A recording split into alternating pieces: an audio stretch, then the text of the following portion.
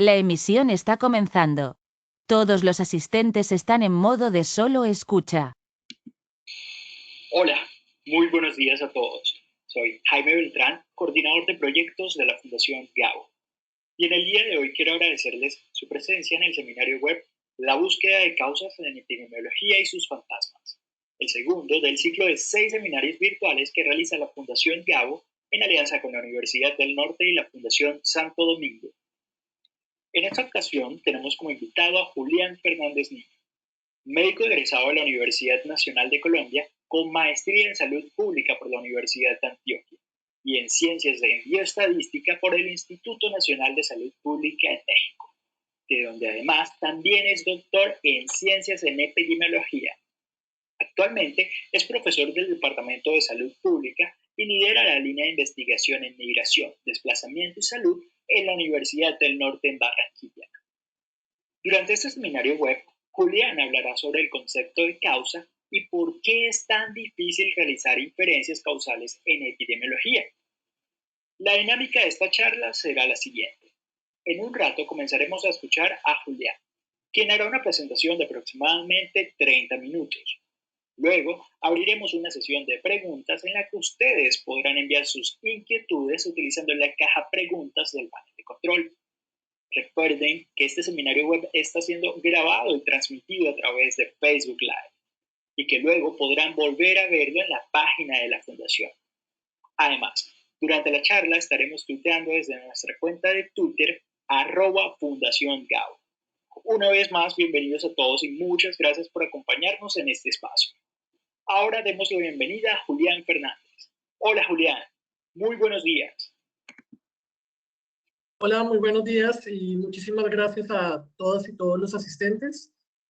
Vamos a tratar de tener una sesión que parte de modelos prácticos, pero también que profundice en algunos conceptos que son quizás intuitivos, pero más complejos de lo que pensamos. Entonces, voy a comenzar mi charla que se titula La búsqueda de causas en epidemiología y sus fantasmas. Entonces, para comenzar, ¿por qué es importante hablar de causalidad para el periodismo científico? La epidemiología tiene varios objetivos. Algunos de estos objetivos se relacionan con lo que se llama epidemiología descriptiva, que es, como su nombre lo dice, describir la frecuencia y distribución de la enfermedad y los eventos de salud en persona, lugar y tiempo.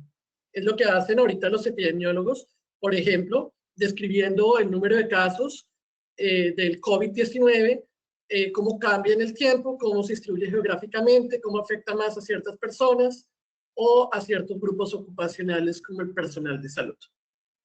Pero existe también un paso más allá, sin decir que no sea importante la epidemiología descriptiva, una epidemiología que se llama analítica.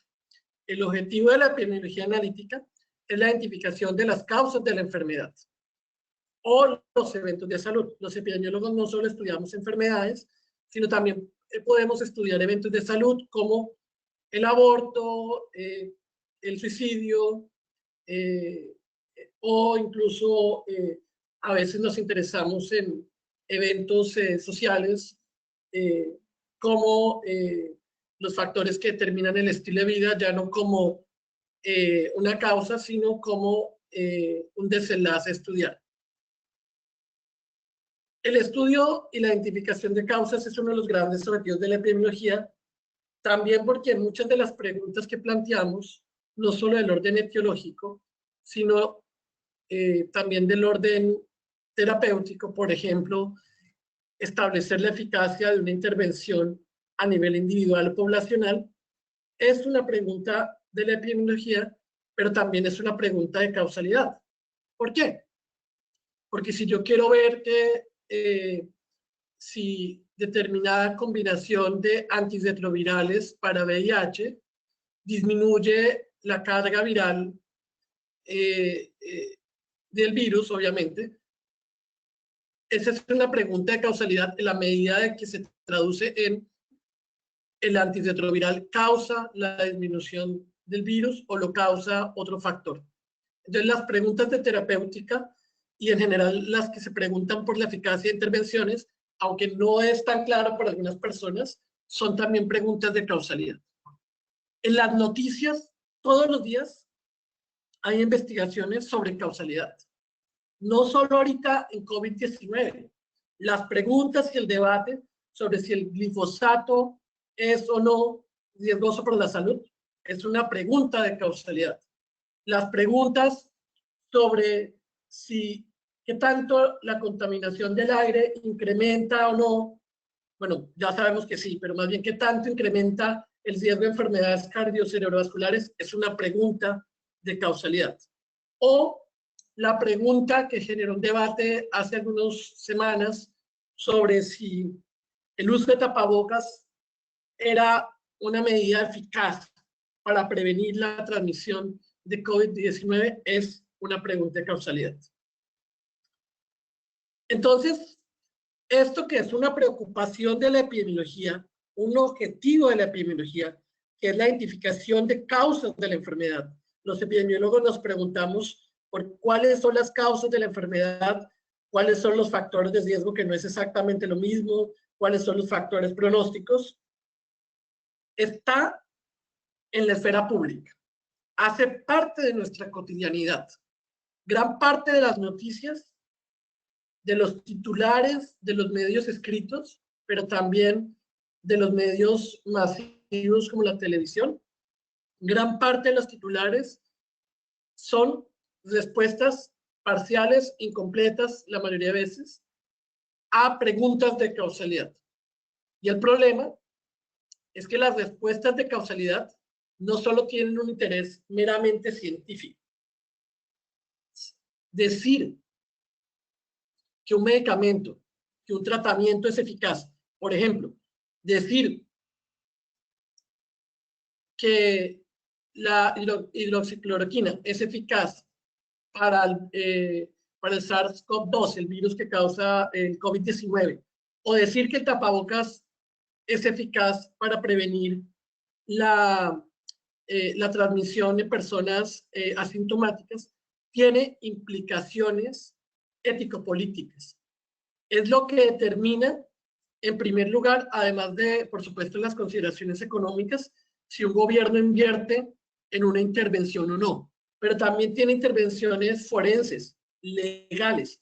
Decir que el glifosato es la causa de la leucemia en determinada comunidad vulnerable puede dar pie a un litigio legal, puede llevar a una demanda y puede llevar a cuestionamientos éticos de fondo. Entonces, esta primera diapositiva solo para decir que lo que es una inquietud científica tiene profundas implicaciones ético-políticas.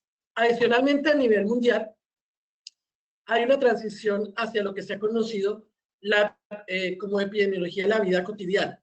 Las grandes preocupaciones de la epidemiología moderna ha sido el estudio de los efectos de los estilos de vida, como la actividad física, el tabaquismo, el consumo de alcohol, el consumo de bebidas azucaradas, o los efectos ambientales, como el glifosato, como la contaminación del aire, hacia una epidemiología de la vida cotidiana.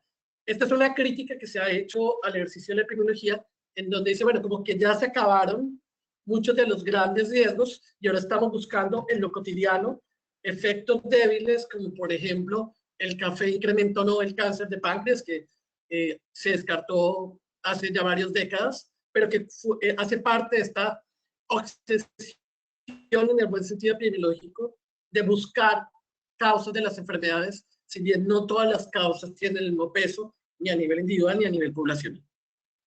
Entonces, comencemos a entrar en materia con este tuit de un alcalde de Medellín, que iba a cuidar el nombre, pero de todas maneras el tuit es público. Y el error, pues, no es solamente de él, esta gráfica se volvió más viral que cualquier análisis de expertos.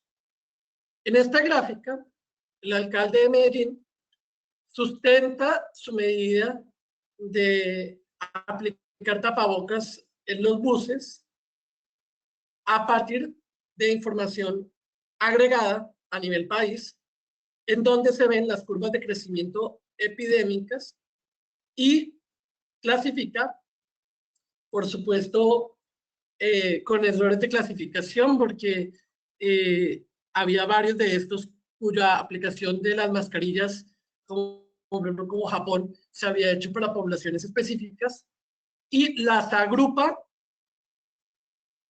y concluye o insinúa, porque él no lo dijo abiertamente, otras personas se lo hicieron, que la razón de esta diferencia son las mascarillas, los tapabocas. Quiero aclarar algo, no voy a entrar ahorita en el debate del tapabocas. La OMS es una recomendación basada en un principio de precaución, hay un debate científico. No, lo que quiero es examinar la validez de este argumento, incluso si al final tienes razón y el tapabocas es una medida eficaz, como parece ser que cada vez hay más consenso científico de que tiene cierta eficacia para disminuir la propagación de la enfermedad. Pero incluso si tienes razón, este argumento no es válido para hacer esa afirmación. Y esto es importante considerarlo. No solo por errores de clasificación, sino por algo que para muchos periodistas y para muchísimas personas de redes sociales, en donde fácilmente se viralizan los malos argumentos, no cayeron en cuenta. Y acá quiero decir algo. Incluso cuando uno tiene razón, debería prescindir de los malos argumentos. Un mal argumento es malo. Un mal argumento no me ayuda si tengo la razón, porque facilita que me puedan refutar. Pero un mal argumento, si no tengo la razón, me evita de plantearme lo que creo. Entonces, independiente de lo que fuera verdad al final, es importante establecer buenos argumentos. Observemos por qué no es tan fácil, además de muchas consideraciones metodológicas que me toma horas explicar, hacer esta afirmación. ¿Por qué? Pues una de las razones es que si observamos acá cuáles son las causas de la incidencia de COVID-19 o de su reducción en un tiempo dado T, la única causa no es el uso no de tapabocas. Estos países, como los del tuit del alcalde, como Japón y Surcorea, aplicaron paquetes de medidas, no medidas aisladas. Entonces no se puede suponer que la causa es esa cuando esa causa está mezclada con otras que hicieron parte del paquete de intervención en salud pública. Y además es más complejo porque esta incidencia a su vez cambia en el tiempo y la incidencia en cada momento del tiempo determina la incidencia en el momento posterior, y acá es un continuo, lo puse en T+1 por simplicidad, pero adicionalmente la propia incidencia en un momento en el tiempo pudo determinar adoptar nuevas medidas como la cuarentena, que a su vez va a tener impacto en la incidencia nuevamente. Es decir, no solamente las medidas causan la incidencia en un momento del tiempo, sino el incremento de la incidencia en algún momento del tiempo causa la aparición de nuevas medidas que también causan la incidencia en el tiempo. Entonces, para simplificar, además de las dificultades, y si acá hay epidemiólogos, me perdonan que esté explicando algo muy fácil, o si salubristas, pero uno no puede asumir que todo es claro siempre. Pero además de las dificultades del orden metodológico de trabajar con información ecológica, hay un problema de fondo, y es la imposibilidad, con análisis entre comillas así, de separar las causas de interés de las otras causas, que en lenguaje epidemiológico diríamos confusoras. Es decir, yo lo que quisiera es evaluar el efecto del tapabocas manteniendo constante todas las demás intervenciones. Entonces, insisto, no estoy discutiendo si el alcalde tenía o no tenía la razón, sino si el argumento que utilizaba sustentaba lo que estaba afirmando. Voy a tratar de explicarlo de una manera simple para ya entrar con ejemplos y en materia. Voy a verificar brevemente cómo vamos de tiempo. Okay. No sé dónde está el reloj, pero bueno.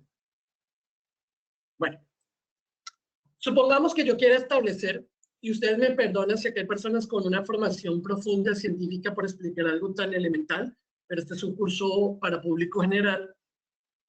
Y supongamos que yo quiera establecer si la exposición a un láser es la causa del incremento de la temperatura de un lápiz expuesto a ese láser. Entonces, en una primera observación, lo que yo haría es comparar el mismo lápiz antes de ponerle el láser con el lápiz después de ponerle el láser. Y eso es lo que hacen muchos en los estudios de salud pública prepost. Comparar un resultado antes de una intervención, un resultado en la misma población después de la intervención. ¿Cuál es el problema? Que aunque este sea el mismo lápiz, no es estrictamente el mismo lápiz. ¿Por qué? Porque el tiempo ha cambiado el lápiz. Bueno, probablemente un lápiz no envejece en periodos cortos de tiempo, pero sí pudo haber pasado, por ejemplo, que durante ese tiempo se incrementara la temperatura ambiental. Y es de nuevo un ejemplo de confusión. Entonces, si comparo el lápiz antes, por ejemplo, en la mañana, y el experimento lo hago en la tarde, el efecto real del láser estaría mezclado, estaría confundido con la temperatura ambiental. Y es lo mismo que le pasó al tuit del alcalde de Medellín. Es decir, que una causa probable de la temperatura está confundida, está mezclada por otra cosa que cambia en el tiempo. Por eso digo que no es el mismo lápiz, aunque el objeto sea el mismo, han pasado otras cosas en el tiempo que lo modifican.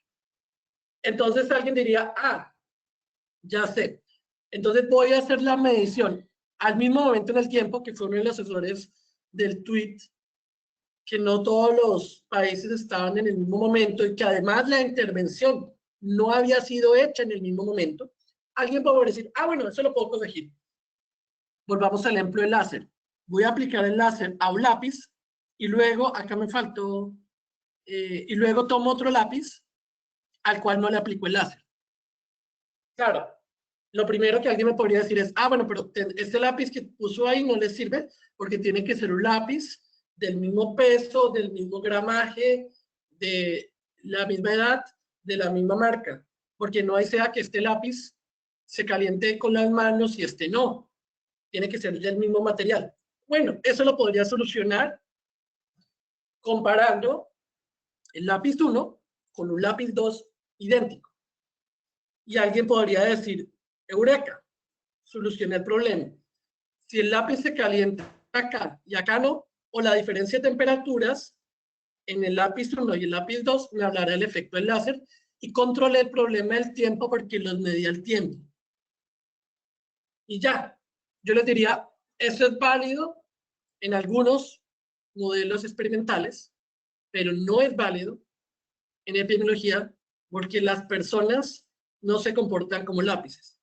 Estrictamente no es el mismo lápiz porque no hay dos personas iguales, existen covariables. Adicionalmente, hay otros factores que no puedo determinar que los colapso bajo eso que llamo azar, y además esto solamente sería válido si asumo que la única causa del incremento de la temperatura es el láser y no lo demás. Por eso, lo que hacemos los epidemiólogos en esta tercera aproximación es tomar una población de lápiz, asignar al azar, acá me faltó, a un grupo, ya no a uno, sino a un grupo de lápices al láser, a otro grupo no, y comparar, acá le puse esperanza, pero le podríamos poner menos matemáticamente la media. Esto se puede minimizar, me imagino, ¿no? Me da miedo cerrarlo. Bueno, comparar la media de la temperatura en los expuestos al láser con la media de temperatura en los expuestos, no expuestos al láser. Sin embargo, esa aproximación tendría un problema. Primero, que tendría que asumir que ambos grupos de lápices son intercambiables. ¿Qué quiere decir? Que si a aquellos que no les puse láser les hubiera puesto el láser, hubiera observado lo que observo en los que les di láser. Sé que suena como un trabalenguas, pero piensen en eso. Quiere decir que en ambos grupos el resultado esperado se hubiera intercambiado, las intervenciones sería el mismo.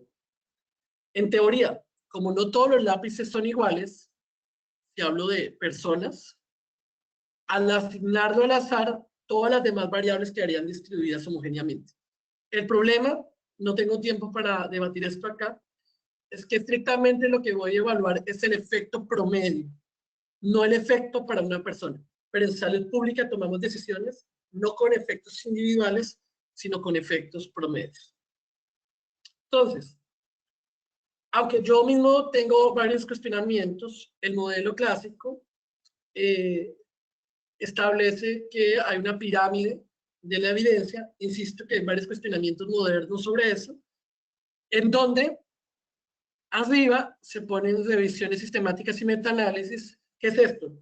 Es un estudio en el cual se sintetiza la información de muchos otros estudios. Esto es importante porque en investigación científica existe la necesidad de la reproducibilidad, la consistencia. Entre más se repita un hallazgo en diferentes contextos con una metodología comparable, es más probable que ese resultado no sea explicado por azar. Y es más probable que sea real siempre y cuando todos los estudios no estén repitiendo el mismo sesgo, el mismo error. En la punta de la pirámide, con mayor nivel de evidencia, están las revisiones sistemáticas y los metaanálisis de ensayos clínicos. Abajito de ellos están los ensayos clínicos, por lo que voy a explicar, porque son estudios en los cuales yo asigno la intervención al azar y todas las demás variables, por ejemplo,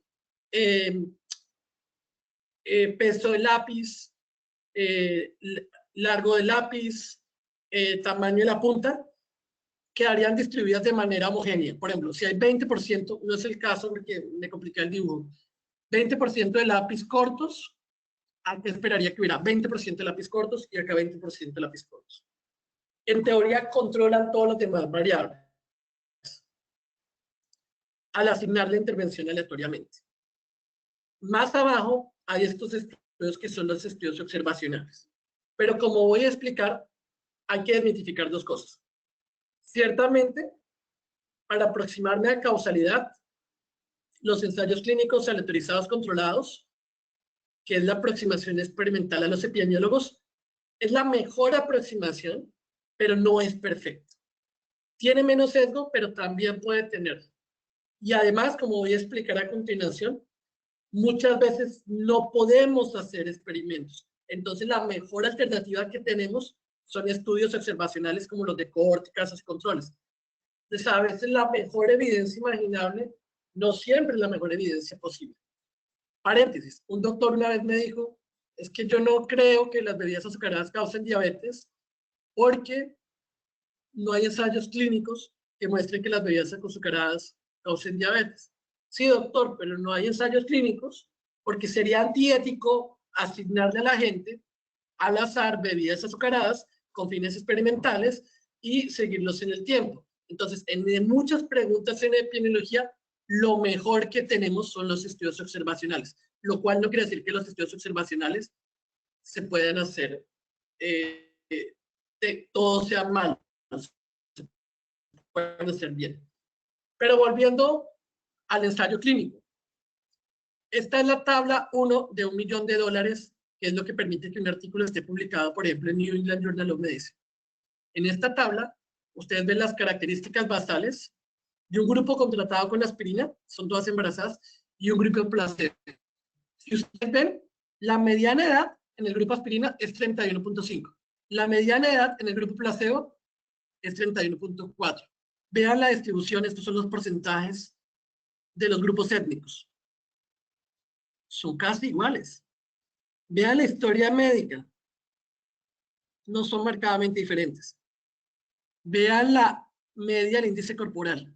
Es decir, estamos aproximándonos a esto del lápiz.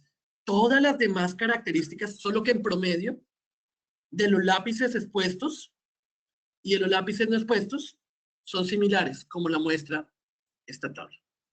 Entonces, para uno poder establecer la eficacia del tapabocas, lo ideal que tendría que hacer es que se ha hecho, de hecho, es tomar una población durante una epidemia o la transmisión de una infección, asignarles aleatoriamente, porque al azar, porque cuando una muestra es lo suficientemente grande, al distribuirla al azar en grupos, en promedio, las personas no son idénticas, pero en promedio las personas son similares. Si en el grupo de aspirina 66% eran blancos, en el grupo placebo 68% son blancos. Entonces, asignaron las personas a tapabocas, a otros sin tapabocas, y lo que hacemos los epidemiólogos de manera un poquito más sofisticada, pero es comparar cuántos de los que tenían tapabocas desarrollaron COVID, del total con tapabocas, a que sean ambos grupos iguales, tapabocas y sin tapabocas, y cuántos de los que no tuvieron tapabocas desarrollaron COVID. En este caso, podemos observar que el riesgo de desarrollar COVID, dado que uso tapabocas, parece que es más bajo que en aquellos que no usaron tapabocas, por eso diría que usar tapabocas es protector. Esto es con fines pedagógicos, la evidencia real no es siempre consistente. Pero este experimento ideal ocurre bajo condiciones controladas en las cuales el investigador asigna la intervención. Este es el ensayo clínico al autorizado controlado. Todas las demás variables se distribuyen homogéneamente y las demás intervenciones o están fijas, todas las que les mostraba en el esquema original, o se supone que se mantienen constantes, se distribuyen de manera homogénea en ambos grupos. Sin embargo, ¿por qué es necesario realizar estudios? ¿Me puedes informar, por favor, Jaime, cómo vamos de tiempo? Para ver qué tanto acelero, ¿no? Vamos bien de tiempo, no hay ningún problema. En este momento son las 11:28 de la mañana. Podemos extendernos en la presentación 5 minutos más o 7 minutos y después seguimos con las preguntas. Vale, listo. Entonces, hemos visto hasta acá que en el paradigma clásico, que no está exento de críticas, para los epidemiólogos, la mejor manera de aproximarse a la causalidad son los estudios experimentales, que son los ensayos clínicos aleatorizados controlados. Los experimentos son el estándar de oro para poder, por ejemplo, determinar la eficacia de intervenciones terapéuticas. En el caso de COVID-19, lo que se va a realizar al final para determinar la eficacia de la vacuna y la eficacia de todas las acciones terapéuticas que hay en este momento, que son decenas de moléculas, va a ser a partir de ensayos clínicos. Muchos de los experimentos que se han hecho hasta ahora, más bien muchos de los estudios que se han hecho hasta ahora, no son ensayos clínicos, son pseudoexperimentos. Y esto es importante, señoras y señoras periodistas, que ustedes lo sepan, porque no hay asignación aleatoria.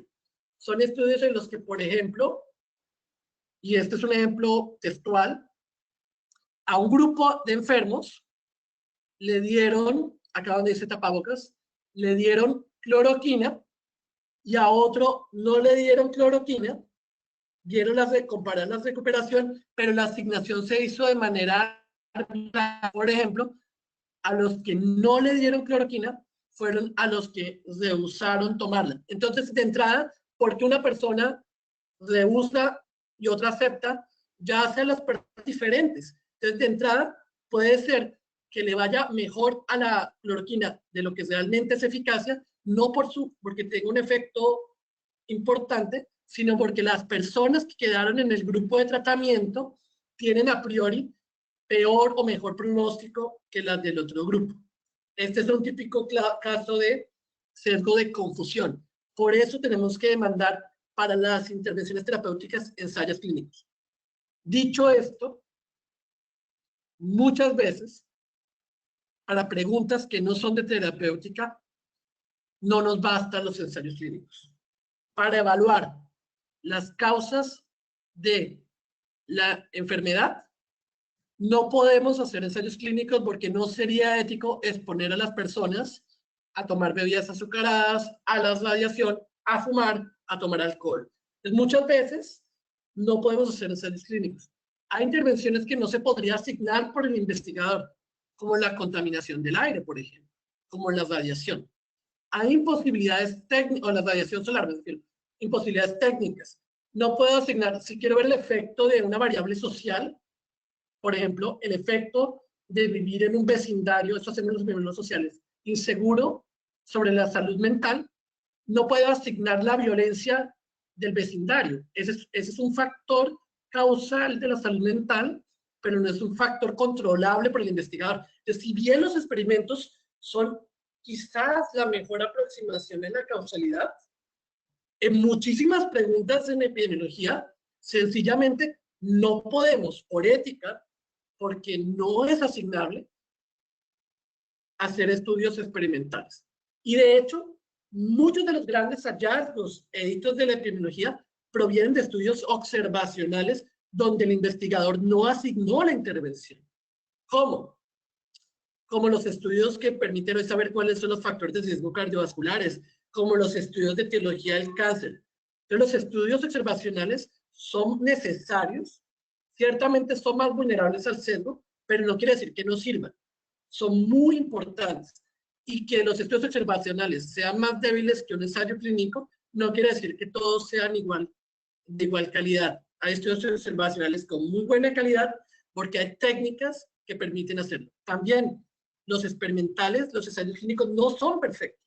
Hay malos ensayos clínicos porque se pierde el seguimiento, porque se mide mal, porque se analiza mal.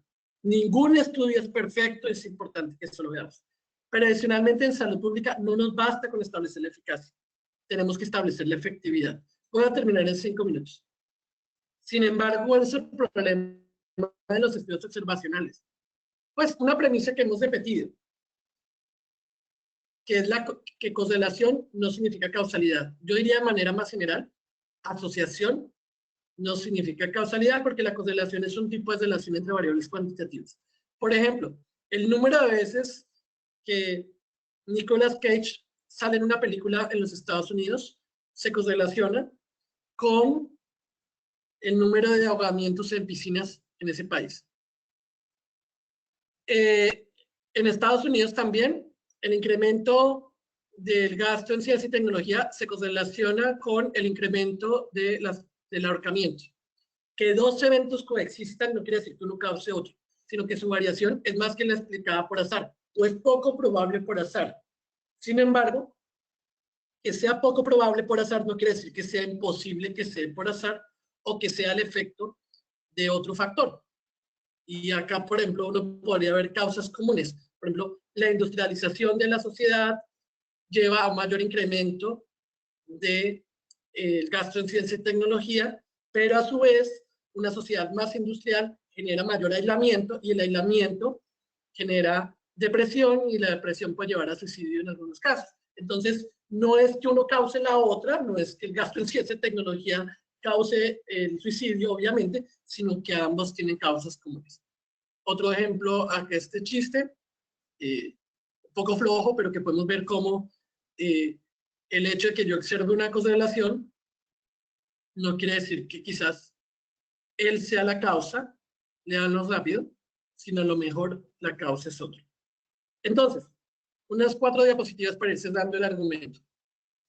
No solo es importante tener la razón, sino tener buenos argumentos. Un mal argumento es dañino si tengo la razón, porque me evita posicionar mi postura. Y es dañino si no la tengo porque me evita replantearla. La epidemiología está preocupada por identificar causas, que incluye las preguntas etiológicas y terapéuticas, y aunque todos tenemos una noción intuitiva de causalidad, no siempre es científicamente válida. Esta visión determinista de que cada causa corresponde a un efecto y a cada efecto corresponde a una causa, y que si no hubiera estado la causa presente, el efecto no se hubiera presentado, está bastante cuestionada y mucho más en salud. En salud es muy complejo, porque en salud un efecto puede ser multicausado, bien sea de forma independiente o por la conjunción de causas, y además una causa, como el tabaco, puede tener múltiples efectos. Y se los complico. No solo eso, sino la manera en que las causas pueden interactuar y llevar a un resultado es múltiple.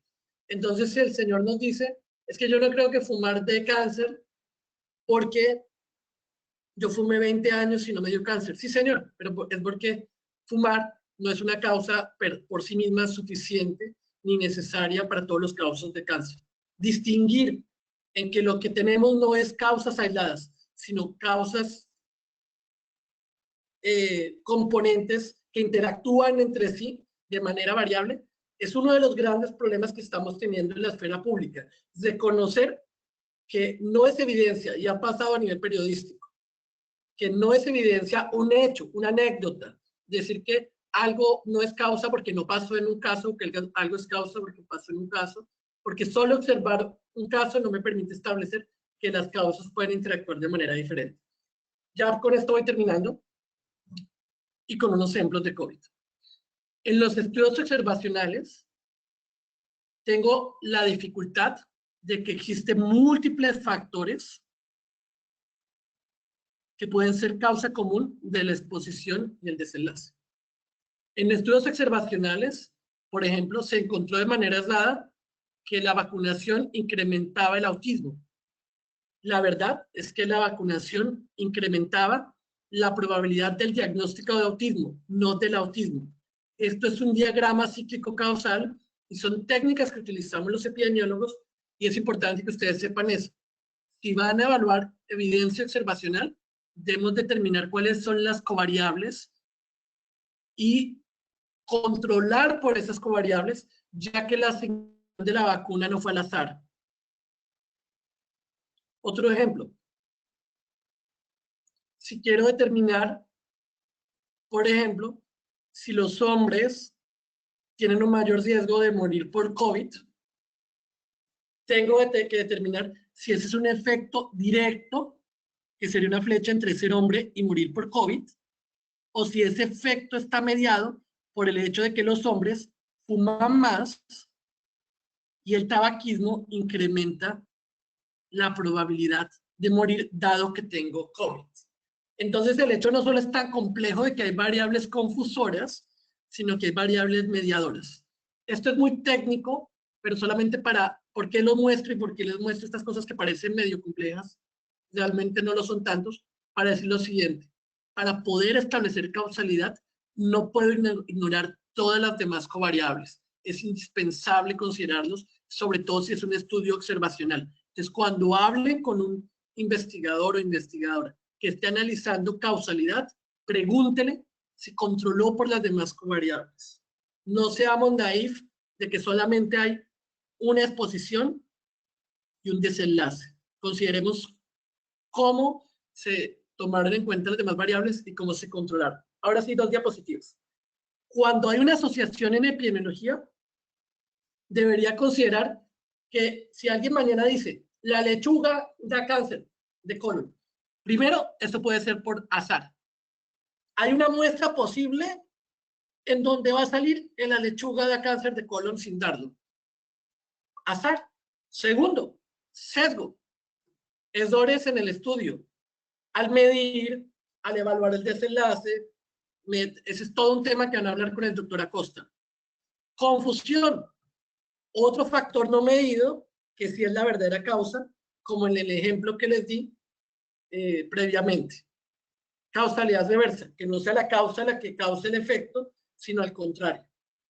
Y solo al final que descarto eso, puedo decir que la relación es causal.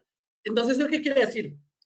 Yo los invito a que ustedes participen en el mismo proceso, esta es la penúltima diapositiva, que participamos los epidemiólogos, que es ante una asociación, antes de decir que esa asociación es causal, descartemos que es por sesgo, descartemos pues, que es por confusión, es decir, porque otras variables realmente son las variables explicativas. Descartemos que es por azar. Insisto, por ejemplo, el no saber eso llevó a que muchas personas no se dieron cuenta que estas variables confusoras eran la real causa del diagnóstico de autismo y llevaron a ver una relación espuria entre la vacuna y el diagnóstico de autismo. Descartar que es por azar y finalmente sí establecer que es una relación causal. Adicionalmente, no tengo ya tiempo para hacerlo, pero hay otros criterios más allá del estadístico que parten de los a priori, que parten de otras disciplinas, que parten de lo biológico, que permiten dar más argumentos para decir que una relación es probablemente causal. Termino así. La determinación de las causas de los eventos de salud es algo que los epidemiólogos nos obsesionan y que ha salido a la esfera pública por décadas. Gran parte de los titulares de las noticias son sobre causalidad. Todos tenemos una noción intuitiva de causalidad, evolucionó con nosotros. Sin embargo, científicamente lo que parece evidente no siempre, es lo real. Establecer causalidad es difícil y es un reto metodológico. Por lo mismo, mi invitación es sencillamente a la prudencia con la lectura de conclusiones epidemiológicas, tanto de estudios experimentales, pero sobre todo de estudios observacionales. Perdón que me haya pasado, me entusiasmé un poco al principio, pero creo que tenemos tiempo para preguntas. Sí, así es, no te preocupes, Julián. En este momento voy a hacer la lectura de la primera pregunta. La hace Andrés Martínez. Él dice, ¿cuáles son las conclusiones más absurdas de un estudio que usted ha visto en los medios durante esta pandemia? Uy, eso es un poco difícil porque yo creo que han hecho competencia. No, yo creo que la que se volvió más viral, que fue la del tapabocas, es sin duda un buen ejemplo de cómo lo intuitivo no siempre representa a lo científico. Es decir, que yo tome información agrupada y ignorando todas las demás variables, sencillamente diga, acá hubo tapabocas y acá no hubo tapabocas. Me pareció muy chistoso que alguien hizo el ejercicio de repetirlo con Betty la Fea y decía, hey, mira, acá en estos países se pasó Betty la Fea doblada y en estos países se pasó Betty la Fea subtitulada. Y con algunas excepciones, el problema seguía funcionando. Tengo varios ejemplos, pero me duraría un poquito más explicándolo.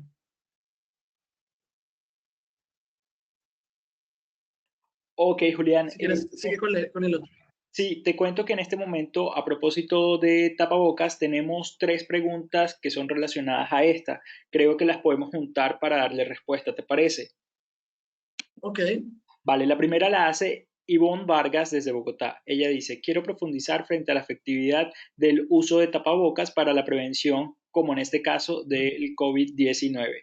¿Qué argumento hace pensar que no es tan efectivo? Luego, Rafael Camperos dice, la OMS ha dado tumbos en uso y no del tapabocas. Y finalmente, desde México, el vocero de la salud, Hugo López dice, no, desde México nos dicen, el vocero de la salud, Hugo López, continúa afirmando que el cubrebocas no sirve de mucho y en varios estados de la República ya es una orden. Estas contradicciones solo fomentan más confusión entre la población. La pregunta la hace Juan Bautista desde México. Yo he seguido muy de cerca el debate. Los invito a leer 2 artículos que en 2 momentos distintos escribí. Uno primero que se llama el debate del tapabocas sin pasiones en El Espectador, y uno segundo se llama Lo que el debate del tapabocas nos enseña, las lecciones para la ciencia. Yo entiendo que a un nivel ya de política pública, es un poco disruptor este tipo de disenso científico, y entiendo que en esa medida, más en el marco de la pandemia, las personas quieran respuestas. Sin embargo, voy a decir lo siguiente. En investigación, en ciencia, lo que damos por hecho cambia rápidamente. Al principio de la pandemia, se consideraba que la principal fuente de transmisión de la infección era por gotículas, y las medidas de aislamiento, o más bien de distanciamiento social, perdón, a 2 metros y el lavado de manos debería ser suficiente. Esa no fue solo la postura de la OMS, fue una postura del CDC, de muchas de las asociaciones científicas en el mundo, en Europa y en América Latina también. Sin embargo, con el tiempo surgió evidencia nueva. Entonces no podemos juzgar las decisiones previas con evidencia que no teníamos a priori. Fue posteriormente, y hubo varias editoriales resumiendo eso en la revista Nature, donde comenzó a evidenciarse la posibilidad, todavía está en debate, primero, de la transmisión por el aire. Esta transmisión por el aire es una transmisión que se da con gotículas que son mucho más pequeñas, se llaman núcleos de gotículas, que pueden permanecer en el aire, pero de las cuales no se sabe además si esa permanencia en el aire es suficiente para que sigan infectantes. Una cosa es que haya material genético en el aire y otra cosa es que sea viable. Pero además, el debate se terminó inclinando por el papel de los asintomáticos. Hay un gran número de personas, que pueden ser casi la mitad de los infectados, que son asintomáticos, y de los asintomáticos no se sabe cuál es su verdadero papel todavía en la transmisión, pero se cree que pueden tener un papel importante, aunque otros investigadores no están de acuerdo. Entonces, en esa medida, dado que la infección puede ser contagiosa en personas que al no ser sintomáticas no se aíslen, se ha comenzado a mover el debate, sobre todo ahorita que hay dudas sobre la transmisión por otros mecanismos, aunque insisto que las gotículas siguen siendo las más importantes, sobre si por principio de precaución no debería aplicarse el tapabocas comunitario. Esta fue la postura del CDC, es la postura que yo ahora respaldo por principio de precaución. Sin embargo, entiendo el debate científico que no deberíamos simplificar. El doctor Tonatiuh Barrientos, en el Instituto Nacional de Salud Pública de México, acaba de publicar en la revista de Salud de México, Salud Pública de México, una revisión sistemática, y lo que muestra es que la evidencia no es tan clara. Entonces yo invito a leerla. Ahora, el tema acá, y perdonen que no den la respuesta, pero es que no, una investigación no puede decir, esto es así y ya. Pero el tema acá es que estamos tomando una decisión bajo incertidumbre. Cuando no tenemos certezas absolutas, la decisión no solo se toma con la mejor evidencia científica, sino analizando cuál sería el error, cuáles serían las consecuencias de equivocarme si tomo una decisión o si tomo en otra. Y ahí es donde entran consideraciones del orden ético y el orden político. Además de otras, que es que cuál es la viabilidad, la factibilidad económica, cómo se garantiza una herencia comunitaria con buenos. Perdonen por la respuesta tan larga, invito a leer la revisión del doctor Tonatiuh y los artículos que dijo. Vale, muchas gracias.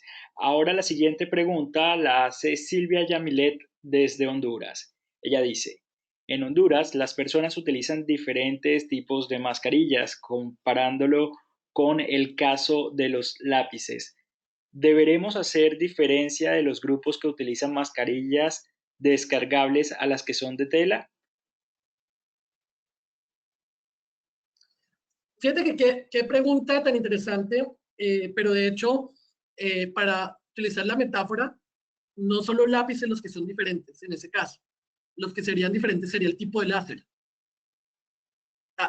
Miguel Hernández, en su libro Inferencia Causal, dice que uno de los criterios para aproximarse a la causalidad es consistencia. ¿Y eso qué quiere decir?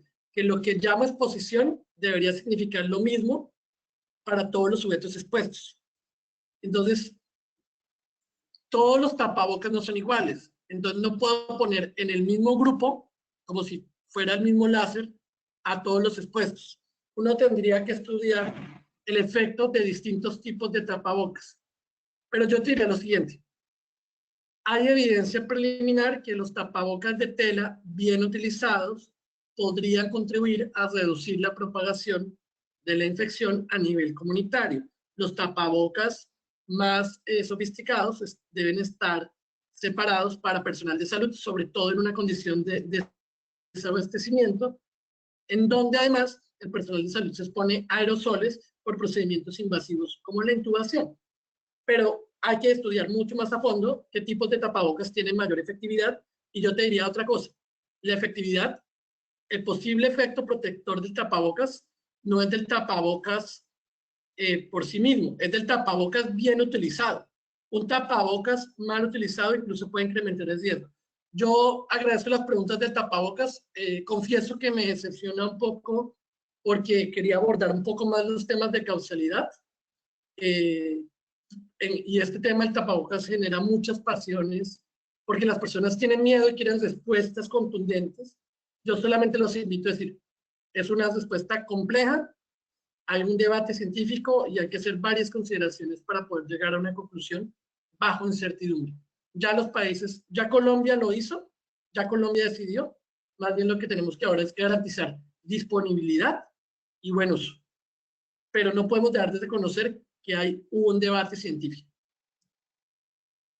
Ok, Julián, nos llega ahora una pregunta desde Pereira, Colombia. La hace Mauricio Gutiérrez. Él dice, la expectativa de inmunidad adquirida es la base de medidas gubernamentales de salud pública, relajación de cuarentena.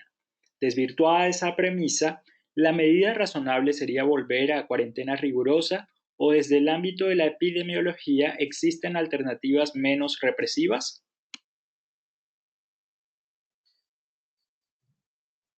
Bueno, la pregunta también se aleja un poco de lo que discutimos hoy, pero a tratar de responderla. No hay evidencia sólida del nivel de protección y la duración de la protección de la inmunidad natural después de una infección. Eso es cierto. No quiere decir que no haya evidencia de la inmunidad. Sí hay inmunidad, la propia OMS lo ha informado, hay varios investigadores. Sin embargo, no hay suficiente todavía estudios de cohortes, que son estudios que siguen el tiempo, los estudios longitudinales, que evalúen cuál es el nivel de protección de esta inmunidad y cuánto tiempo dura. Si es como otros coronavirus, la duración de la protección puede durar un par de años, lo cual sería suficiente para encontrar una vacuna, suficiente también para que haya un recambio de los susceptibles con los infectados. Sin embargo, eso permanece todavía como una de las grandes incertidumbres. Es probable que en los próximos meses sepamos realmente qué tan grande es la inmunidad. Sabemos que hay reinfecciones, parece hasta ahora que son poco probables. En prácticamente todas las infecciones puede haber infecciones. Que yo sepa, no hay inmunidad natural del 100% para ninguna infección. Entonces, la respuesta que dices es compleja porque mientras no haya una alternativa farmacológica como una vacuna o como un medicamento seguro, la mejor alternativa que tenemos es el distanciamiento social. Más bien la pregunta es, no si toca hacer o no cuarentenas, hay que hacerlo. La pregunta es qué tan frecuente, cómo se entra y cómo se sale. Pero probablemente vamos a entrar en un escenario de cuarentenas intermitentes. No hay otras alternativas. Okay. Ahora tenemos una pregunta que la formula Michelle Soto desde Costa Rica. ¿Cuál consejo nos daría a la hora de tratar estudios de caso en un medio de comunicación? ¿Es prudente dar a conocer estudios de caso o pudiera crear falsas expectativas en las audiencias? Muchísimas gracias por esa pregunta. Quiero que vean acá la pirámide de la evidencia. Esta pirámide es muy criticable. Fíjense que abajo está in vitro, y eso le pasa a ustedes muchos señores y señoras periodistas. Universitarios de la Universidad de San José, me estoy inventando, ¿no? En camino a vencer el cáncer. Y es un estudio in vitro en el cual encontraron que un medicamento disminuye el crecimiento tumoral. Es cierto, probablemente en algunos casos eso pueda llegar a ser una esperanza, pero la distancia en tiempo y en investigación para llegar a decir que eso es eficaz en seres humanos es muy larga. Y ojo que todavía no estoy hablando de series de casos, estoy hablando de investigación in vitro. Pero eso es un buen ejemplo, y no se imaginan el número de titulares que he visto. Ahorita alguien que me preguntaba por la noticia más absurda, con ivermectina, por ejemplo, el COVID. Había hallazgo in vitro y varios medios de comunicación titularon que ivermectina podía ser una cura. Entonces yo les decía, esperen. Después de eso está la investigación en animales, que es útil, pero que no necesariamente lo que es eficaz en animales va a ser eficaz en seres humanos. Algunos ponen acá, yo a veces las pongo más debajo, depende del tipo de editorial, opinión, ideas o conceptos de expertos, a veces los ponemos más abajo, pero depende porque hay opiniones editoriales y consensos de expertos basados en evidencia, mientras que hay otros conceptos de expertos que no están basados en evidencia. Claro, cuando no se sabe mucho sobre un tema, porque más bien cuando no hay evidencia suficiente científica, estamos fatalmente condenados a que lo mejor que tenemos es el consenso de un experto que de acuerdo a su experiencia nos dice lo que sucede. Y en muchos casos es la mejor alternativa. Las series de caso,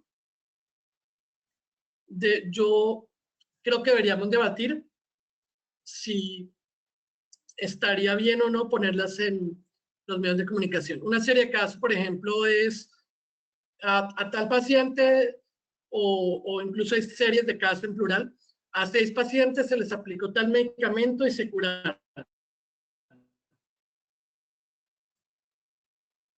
En algunos casos, las series de casos son la justificación para hacer ensayos clínicos. Es decir, llama la atención de investigadores que ante este hallazgo deciden investigarlo más científicamente. Pero una serie de casos puede ser un hallazgo anecdótico por azar, vaya a ser consistente con los ensayos clínicos. ¿Por qué? Porque esas 6 personas podrían haber tenido ese resultado por otros factores múltiples, por azar o por errores de medición. Entonces, las series de caso sirven para la construcción de conocimiento en epidemiología, sobre todo cuando un tema es nuevo, pero son muy poco concluyentes y yo creería que no deberían ser divulgados por los medios de comunicación, al menos no por los medios de comunicación masivos, tal vez por los medios de divulgación científica especializada que tienen otro tipo de público. Creo que no solo que genera falsas expectativas, sino desinforma y frustra a las personas de manera grave. Yo lo que invitaría a los periodistas es a considerar que el camino a llegar a un medicamento tiene un recorrido muy largo y que en ese camino hay varios hallazgos de menos nivel de evidencia que aportan a nivel científico, pero que no necesariamente son concluyentes y que puede que a la final sean descartados y que ustedes tienen que pensar de eso si vale la pena o no informarles. ¿Alguna otra pregunta ya para ir terminando? Gracias, pues se nos agota el tiempo. Tenemos una última pregunta. Desafortunadamente no podemos responder todas las que nos llegan, pero vamos a cerrar con esta pregunta que la hace Sergio Silva Numa desde Colombia. Él dice, Julián, en todos los estudios suele haber muchos sesgos, como ustedes lo llaman. Incluso se presentan en los ensayos clínicos. Hay de muchos tipos y no siempre es fácil identificarlos. ¿Con cuál crees que deberían tener más cuidado los periodistas? ¿Cuál es el mejor camino para identificarlos cuando no hay un entrenamiento para analizar críticamente el diseño de esos estudios?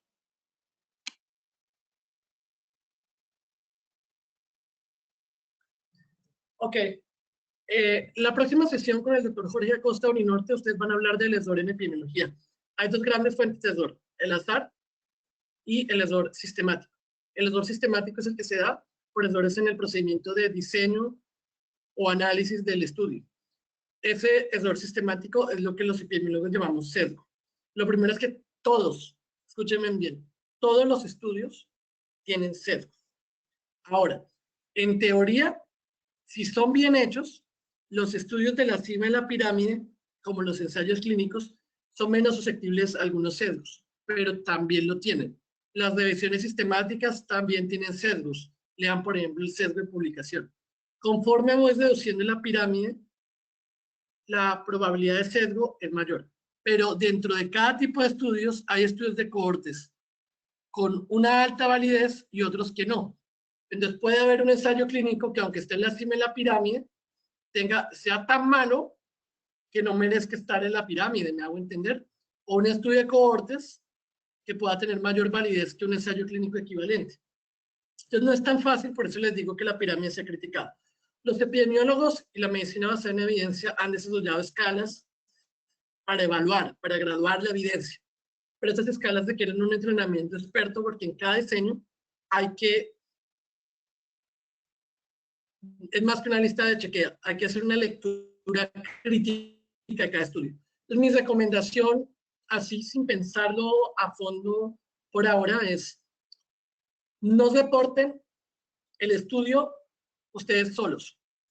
Pidan la revisión de 2 expertos mínimo, uno que sea experto en el tema y otro que sea experto en el método. Pídanle a los expertos que se hayan leído el artículo y hagan lo siguiente. Pidan a ambos que les expliquen no solo las conclusiones del artículo, sino qué tan válidas son, qué limitaciones tienen y cuáles son los caminos a seguir. Eso me parece que ayudaría mucho, que en todas las notas que ustedes hagan de los estudios se maticen las conclusiones, se diga que hay que tener precaución con los resultados, se señalen las limitaciones y se invite a leer con prudencia los resultados. Luego ya podemos discutir más en detalles.